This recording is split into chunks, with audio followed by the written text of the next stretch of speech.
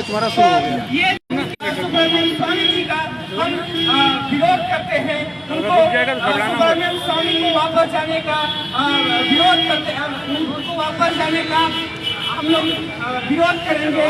और बीएचयू में जो इसकी घटना है, जो इसकी एक पहचान है, वो हमारी जिम्मेदारी है। हम यहाँ के विद्यार्थी हैं, तो ये हमारी जिम्मेदारी बनती है कि हम उसको स्थापित करें।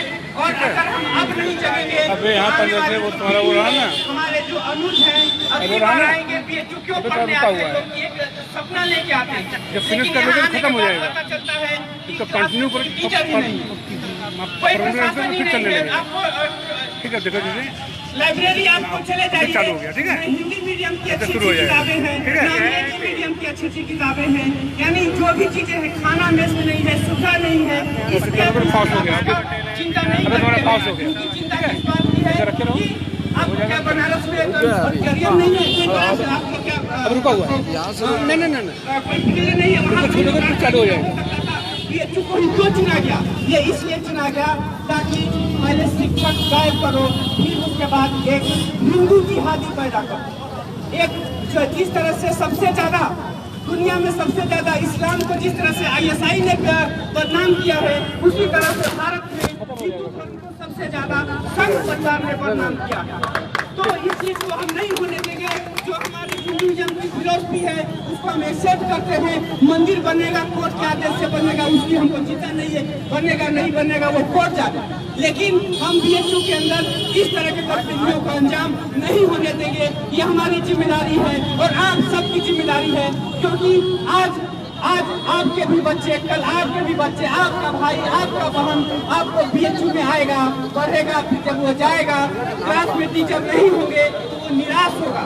इस चीज को रोकने के लिए डीसी साहब को इसकी चिंता होनी चाहिए। हमको उम्मीद थी कि डीसी साहब जेएनयू से आ रहे हैं, पर सत्ता के दलाल जो होते हैं वो किस तरह से सत्ता में भूल जाते हैं, इसका भान अब हुआ है। इस बात को हम ध्यान में रखते हुए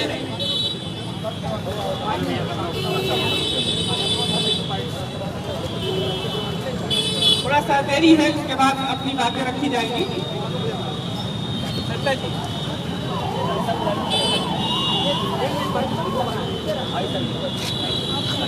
बोल रहे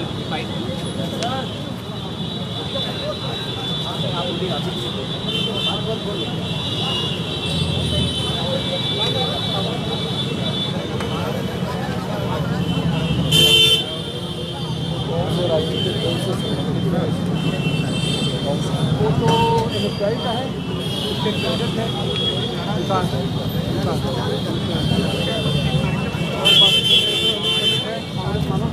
और बाकी सब पार्टी के नहीं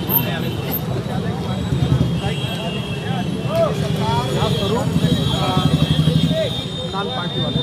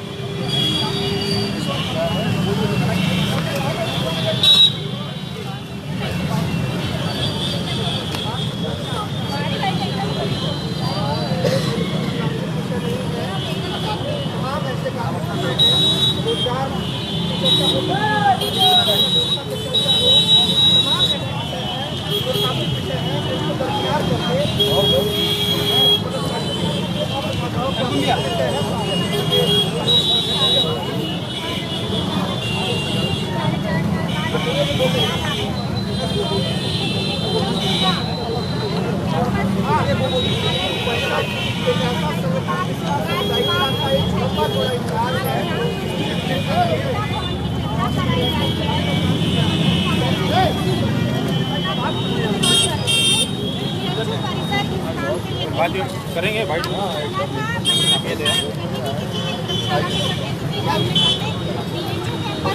क्या नाम है आपका? देंगे यादव, समाजवादी पार्टी महासचिव। किस तरह से आप लोग पिछले एक वर्ष क्या हुआ? कैंपस का बंद करो। आज इस तरीके से देश में माहौल बनाया जा रहा है सांप्रदायिकता का। हम सब इस विरोध में यहाँ पर एक तरफ देश के प्रधानमंत्री विकास की बात करते हैं, देश की प्रगति की बात करते हैं, सबका साथ सबका विकास की बात करते हैं। दूसरी तरफ किसी देश में भारतीय जनता पार्टी आरएसएस के नेतृत्व में मुसलमान विरोध का जो रणनीति अपनाई जा रही है, हर स्तर से मुसलमानों के भीतर भय पैदा करने का कुचक रचा जा रहा है। इसका विरोध करने के लिए हम यहाँ पर आज मंदिर के नाम पर, राम मंदिर के नाम पर, जहाँ राम मंदिर का जो आदर्श बन रहा है संभाव का, राम राज्य का, वही राम मंदिर के नाम है पैदा किया जा रहा है। एक विशेष वर्ग के मन देश में जगह जगह कटुता पैदा किया जा रहा है। आज देश के छात्र नौजवान इस बात के लिए सजग हो चुके हैं कि देश में अगर प्रगति है तो वो समाजवाद के रास्ते आएंगे और अपने भाषा में बोला लंबा कट जाता है।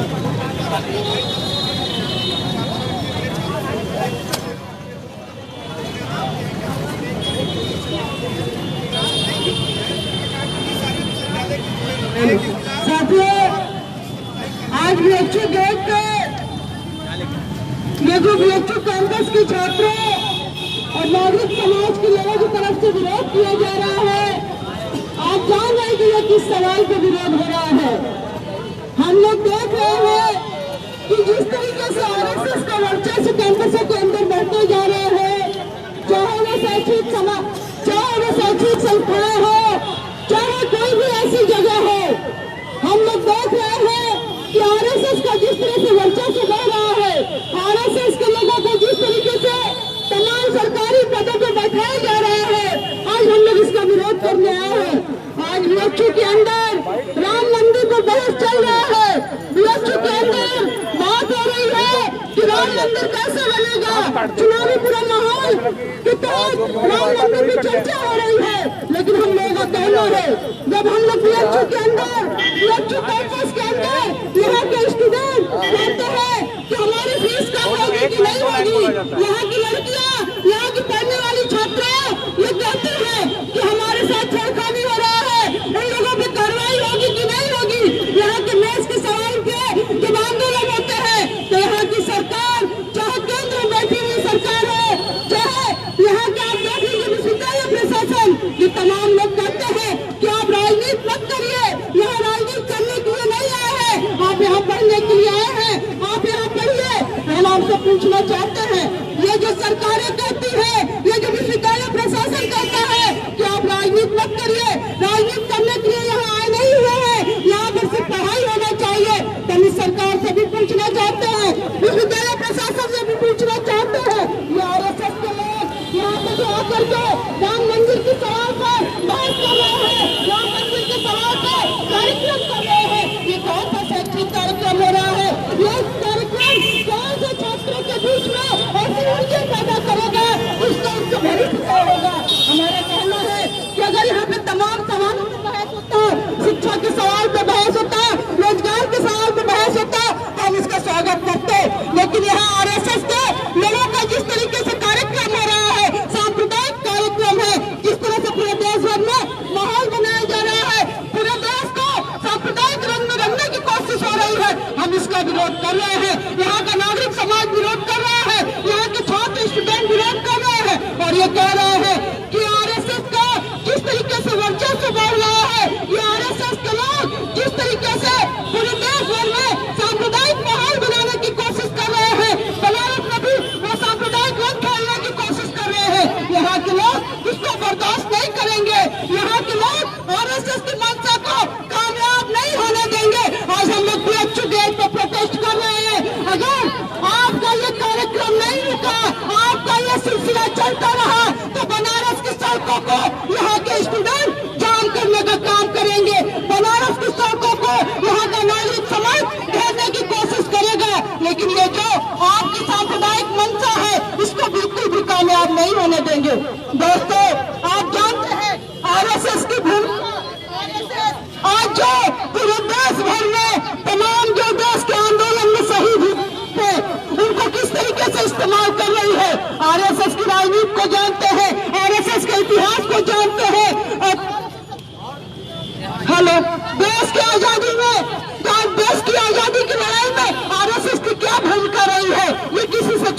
है। और आज ये जो कह रहे हैं कि देश के सबसे बड़ा ये देशभक्त बने हुए हैं, तो इसको हमको समझना होगा। आरएसएस की देशभक्ति को समझनी होगी, आरएसएस की मंशा को समझनी होगी। आज जिस तरीके से नाम बदलने का पूरा होड़ चल रहा है, योगी जी इलाहाबाद का नाम बदल रहे हैं, मुगल सराय का नाम बदल रहे हैं, लखनऊ का नाम बदल रहे हैं। ये नाम बदलने में करोड़ों करोड़ रुपए खर्च हो रहे हैं। ये करोड़ों करोड़ रुपए किसका खर्च हो रहा है? ये जो करोड़ों करोड़ रुपए नाम बदलने के नाम पे खर्च हो रहे हैं, ये आपके पॉकेट से पैसा गया हुआ है।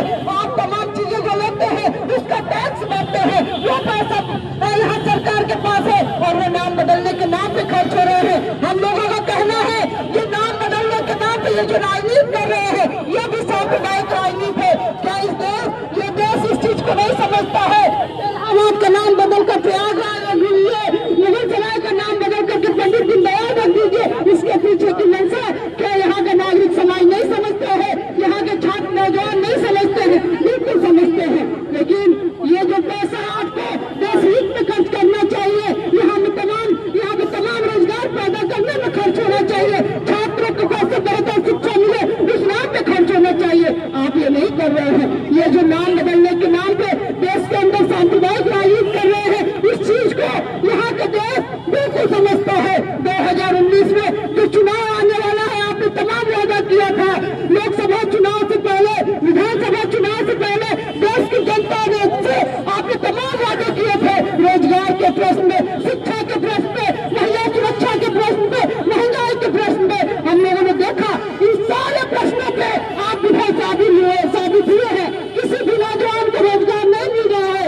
आज नौजवान लखनऊ की सड़कों पर जाकर के अपने रोजगार के सवाल पे आंदोलन कर रहे हैं, दिल्ली की सड़कों पर जाकर के किसान आंदोलन कर रहे हैं। और किस तरीके से उनके ऊपर लाठियां चला रहे हैं, उनको बर्बर तरीके से पीट रहे हैं, खून बह रही है। लेकिन आपने जो वादा किया, आपने एक भी वादा को नहीं पूरा किया।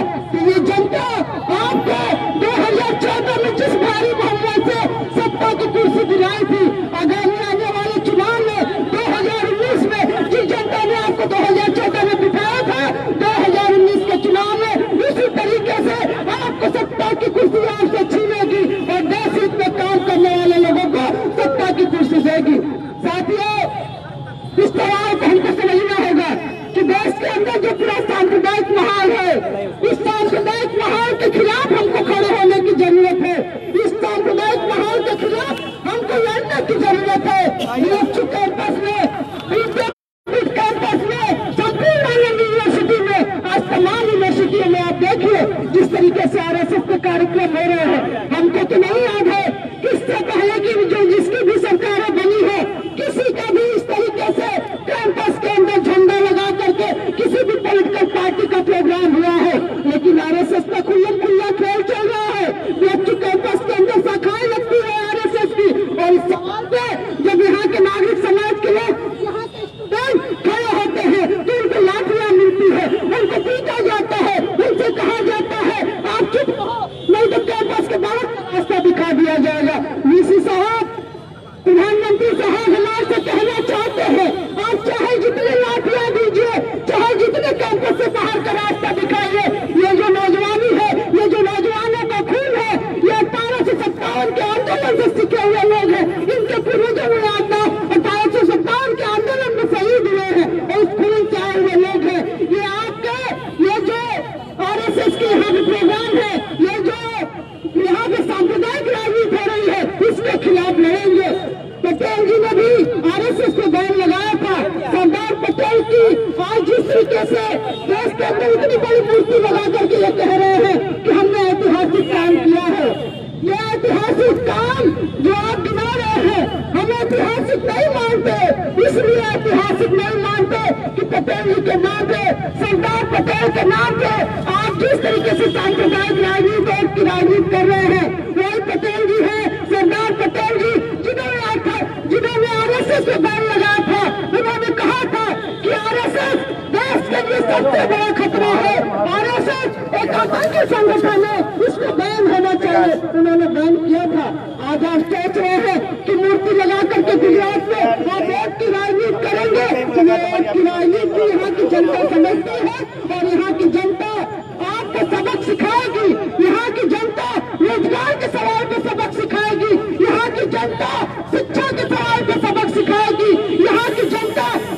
छोटी बच्चियों के साथ जो रेप हो रहा है उस सवाल में सबक सिखाएगी यहाँ की जनता। आपसे किए हुए आपने जो हर एक वादा किया है कोई भी वादा नहीं पूरा किया है, तो सारे सवालों पे सबक सिखाएगी। और ये जो कार्यक्रम है अभी BHU के अंदर हो रहा है, आज हम लोगों ने प्रोटेस्ट किया है, कल भी प्रोटेस्ट हुआ था।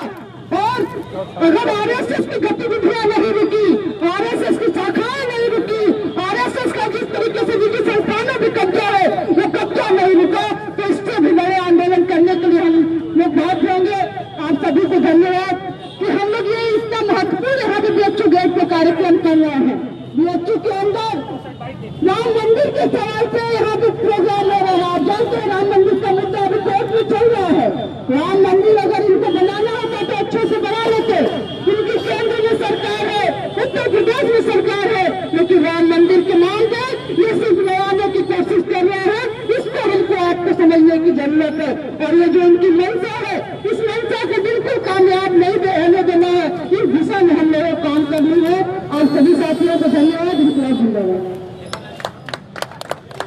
ये जो सांप्रदायिकरण बंद करो, बंद करो, बंद करो, सांप्रदायिकरण बंद करो, बंद करो, बंद करो।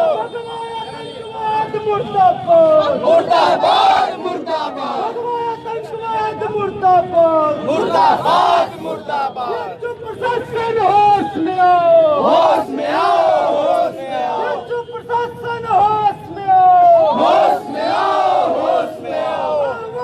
आवाज दो, आवाज दो। हर जोर जुल्म की टक्कर में संघर्ष हमारा नारा है, हर जोर जुल्म की टक्कर में संघर्ष हमारा नारा है। लड़े हैं तुमसे कदम कदम पर, लड़ेंगे तुमसे कदम कदम पर, लड़े हैं तुमसे कदम कदम पर, लड़ेंगे तुमसे कदम कदम पर। जो हिटलर की चाल चलेगा, वो हिटलर की मौत मरेगा, जो हिटलर की चाल चलेगा, वो हिटलर की मौत मरेगा। इनकलाब जिंदाबाद, जिंदाबाद, जिंदाबाद, इनकलाब जिंदाबाद, जिंदाबाद, जिंदाबाद। साथियों, आज का जो प्रतिरोध है वो बांटने वाले लोगों के खिलाफ है, जो बांटना चाहते हैं। तो हम सबसे अपील करते हैं कि आप भी इस प्रतिरोध में शामिल हो, इस विरोध सभा में शामिल हो। और हम आगे अपने वक्ता को बुलाते हैं। हमारे बीच है डॉक्टर आनंद प्रकाश तिवारी जी, हम उनको बुलाते हैं, वो अपनी बात करेंगे। माननीय अध्यक्ष जी, साथियों, आज बहुत ही महत्वपूर्ण दिन है। स्वाधीनता आंदोलन के अग्रणी नेता लाला लाजपत राय आज के दिन शहीद हुए थे। और जो स्थितियां उस समय थी, जो लोग उस समय ब्रिटिश हुकूमत की दलाली किया करते थे, आज की तारीख में वो लोग जैसे तैसे सत्तानशीन हो गए हैं। और अब उसके बाद जो उनका अपना असली मंसूबा है कि देश को किस तरीके से सांप्रदायिक आग में झोंक दिया जाए, क्योंकि इनका 4 साल हो गया, इनका 4 साल हो गया और इस 4 साल में इनकी कोई बात ऐसी ऐसा कोई कार्यक्रम नहीं हुआ जिससे जनता को जरा सा भी लाभ मिले। अब परिणाम क्या है? फिर चुनाव आ गया है, अब इनको अपना परफॉर्मेंस दिखाना है। पूरे देश का धन इन लोगों ने लूट लिया, नौजवानों को बेरोजगार कर दिया, गृहिणियों का जो 54 पैसा था उसको भी निकाल के खींच लिया और ये सारी जनता का धन अपने चंद पूंजीपतियों को, अपने चंद लंपट पूंजीपतियों के तिजोरी में भर दिया। अब करें क्या? अब इनकी सारी हथकंडा आज की तारीख में जनता जान गई है। अब इनके पास अंतिम 2 अस्त्र बच रहे हैं। एक तो ब्रह्मास्त्र है कि पाकिस्तान से लड़ाई छेड़ देंगे, अपने लोगों से लड़ाई छेड़ देंगे, अपने पड़ोसियों से, सबसे रिश्ते इन्होंने खराब कर रखे हैं। उसके पहले का जो इनका एजेंडा है कि देश को फिर एक बार सांप्रदायिकता की आग में झोंक दो, देश को एक बार फिर सांप्रदायिक राजनीति की आग में झोंक दो और देश को गुरियाने की कोशिश करो, हिंदू के नाम पे गुरियाने की कोशिश करो, जातियों के नाम पे गुरियाने की कोशिश करो, पूरे चलते इनका जो सबसे बड़ा टारगेट इन्होंने बना रखा है, क्योंकि इन्हें देख रहे हैं कि शिक्षण संस्थाओं से सबसे ज्यादा प्रबल विरोध उभर करके इन 4 सालों में आया है।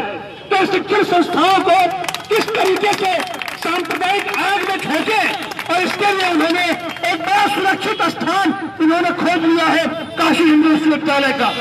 काशी हिंदू विश्वविद्यालय सुरक्षित नाम तो तुमने खोज लिया है, इसमें काशी ही है, इसमें हिंदू भी है, इसमें यहाँ से प्रधानमंत्री हो गए हैं, हमारे प्रतिनिधि माननीय नरेंद्र मोदी जी भी हैं, तो इनके लिए बड़ा उपयुक्त जगह है। और इन्होंने सुरक्षित कैंपस यहाँ इन्होंने खोल लिया है सांप्रदायिकता की भट्टी जलाने के लिए, और उसमें सेकेंगे, पूरे देश को सेकेंगे।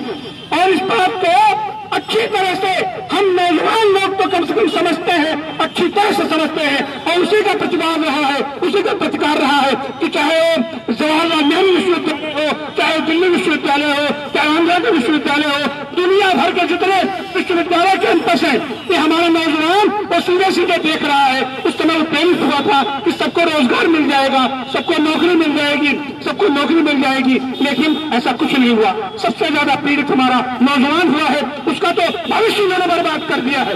तो इन्होंने इस कैंपस को खोज करके, और कैंपसों में कहते क्या है कि राजनीति नहीं होनी चाहिए। अगर कोई विद्यार्थी, अगर कोई राजनीति का विद्यार्थी, अगर कोई समाज विज्ञान का विद्यार्थी समाज के किसी कुरीतियों पर चर्चा करना चाहता है, राजनीति के किसी बिंदुओं पर चर्चा करना चाहता है, धारा 370 पर चर्चा करना चाहता है, कोई भी चर्चा करना चाहता है, तो वो राजनीतिक हो जाएगा।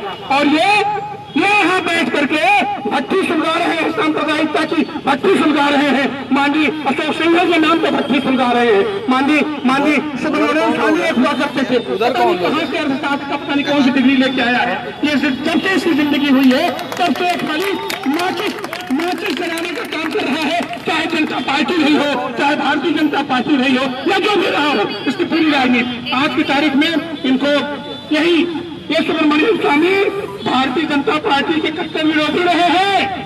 इनके खूंटा ठोकने का काम करते रहे किसी समय ये, लेकिन आज की तारीख में उन्होंने अब इनको बहुत सेफ जगह मिला है। और भाजपा क्या है, ऐसे सारे लोगों को जिनकी कमजोरियों को पकड़ करके उसका दोहन करती है और अपने पक्ष में खड़ा कराती है, और अपने तरीके से उसको उपयोग करके खुलिया की तरीके से फेंक देती है। तो आज उनको एक सुब्रमण्यम स्वामी को संसद में केवल इसीलिए ले जाया गया है कि देश में खुराफात पैदा करे, और उसी खुराफात को पैदा करने के लिए फाइनली उनको यहाँ लाया गया है काशी हिंदू विश्वविद्यालय कैंपस में। पता नहीं कौन से अध्ययन की इन्होंने बना लिया है, तो यह अध्ययन तो तुम कभी सारे किए नहीं, तो तुम उसमें कौन सा अध्ययन करोगे, कौन सी पीठ पर तुम अध्ययन करोगे, है जो भी हो। इनकी असली मंशा है कि सांप्रदायिकता की आग में देश को झोंकना, और उसके लिए ये जो प्रयोगशाला बना रहे हैं हमारे बनारस को, एक जगह तो तुम हमारे जीवंत मंदिर, हमारे जीवंत मंदिर को पीठाधीश्वर की भी बात तुम नहीं मान रहे हो, धर्माचार्यों की बात को भी तुम नहीं मान रहे हो,